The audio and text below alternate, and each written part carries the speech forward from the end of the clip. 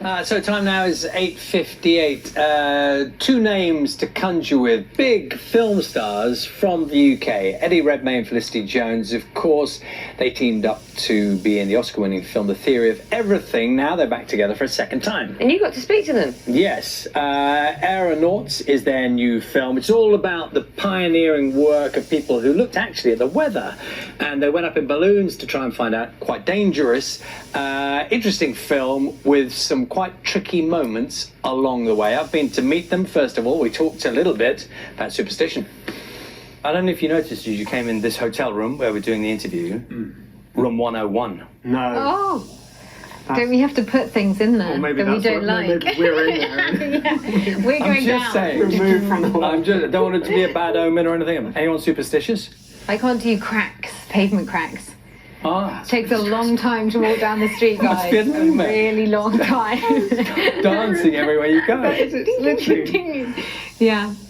Let's bring it around to the film, because I'm thinking you two are nicely. It's nice and cozy here, isn't it? Cozy. And there's a thing there because the film is largely with you two in a balloon. This is true, in a basket about the size of these two chairs. Yeah, no, you have to be Yeah. wrong. Like, we're going to do the whole interview like this. Felicity plays an aeronaut, and I play, so she's the pilot, and I was this scientist at a time in which you couldn't predict the weather, believed that by going up in these air balloons and discovering stuff about the sky that you could predict the weather, even though everyone was saying that was impossible. And just to put it in perspective, the height they were going, no one had gone before. Yeah. Simple as that. So you just did not know what would happen when you got there. Yeah, and that's so it was sort of it was trying to remove everything that we know about the sky and imagine that is this sort of threatening, beautiful, wondrous thing that is a sort of terrifying and wonderful prospect. And your character is the one effectively who's in charge of getting the thing up,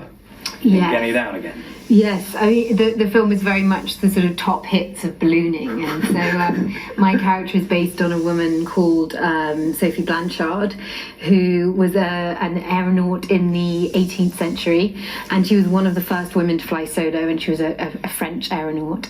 So we've taken all the best elements from her story, as well as obviously James Glacier's story, and pushed them all together. And would it have been a time when being a female explorer, balloonist, would have been an extraordinary thing? I assume so. Yeah, absolutely, and you feel that in the film. You feel what she's pushing against, and there's a scene with her sister, and her sister very much has conformed to the Victorian ideal of a woman, of sort of getting married and having children, and Amelia is very much pushing against that and going, no, there's this thing that I'm deeply passionate about, and I have to get to the sky. I've never been in a balloon. I've never been up in a balloon. It's a dangerous, potentially very dangerous business. It is, yeah. Yeah, as we found out. Had you been in balloons before?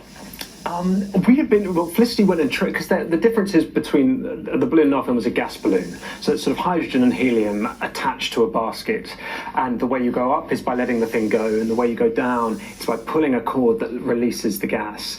And I had been in a hot air balloon, but I had never been in a gas balloon, and there aren't really many of them existing, if any, in this country anymore. So Fliss went and trained in Germany. Yeah, this was the beginning of a series of escapades where we went ballooning, and as you say, what's amazing about it is that you never know where you're gonna land. You're powered by, you have ballast, which is sand, and you throw sand out when you want to go up, and then you pull a cord when you want to come down. But if suddenly the weather changes and there's a storm, then you're completely ruined. Whim of the elements. Yeah. And we felt that actually going up. Well, people always love to hear stories about things that go wrong during filming. So, a balloon. We got a lot of those stories. Where do we start? You got two big, movie stars in a balloon filming. So, did things go wrong? Day one. So our first day filming, we went up in this balloon which they'd built for the film, and Felicity was dressed in her, because she's almost like a sort of Cirque du Soleil performer at the beginning, and she was having to jump up into the ring, so do all these kind of extraordinary stunts mid-air, and they were filming from helicopters and drones, and so we went up in our balloon, and there was a pilot who was hiding in the basket, but we were sort of doing our scenes, and once we'd been up there over Oxford we were shooting. It was really beautiful. We were shooting for about sort of an hour, and then the drones and the helicopters went away, and we now had to land. And It gets worse. It gets worse. So we pull on the cord, or the pilot pulls on the cord, and we gently start coming down somewhere over the M40. And we're coming down too quickly, so we're about to sort of career into these trees. And so the pilot says to us, throw out the ballast. So Felicity and I because it goes from complete calm to total anxiety, on a kind of. So you're lobbing sandbags and anything? Throwing sandbags everything out gets furiously. chucked out. Everything thrown out. At which point, which is probably quite dangerous for people below, that didn't occur to us at the time. And then suddenly, so we miss the trees, we rise again, miss the trees, and we're relieved. And then we see the face of the poor guy who was the pilot, who I think he just had gone completely pale, and he was looking at us, and he said, well, you've thrown out all the bags. And we said, well, you told us to throw out all the bags. And he goes, no, you've thrown out all the bags. So the next time, as we were about to land, where we needed to avoid a forest, which did actually happen, we had no way of avoiding it. And so we went careering into this forest. Into treetops.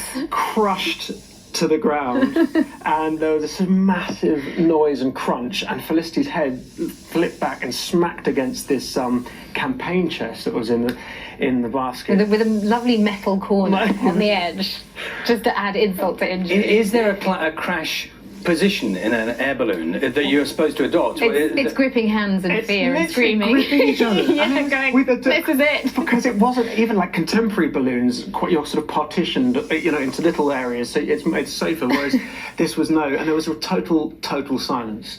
And then I just heard Felicity go, I don't think I can move my neck.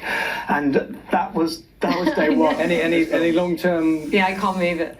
You do actually have long-term... You can't move like your ribs or something after... Is it really, were you? Well, by the end of the shoot, we got so bashed up. I mean, by the end, we were covered in purple bruises. It was one of those shoots where it sort of felt, the more naturalistic it was, the better it worked on screen. Yeah.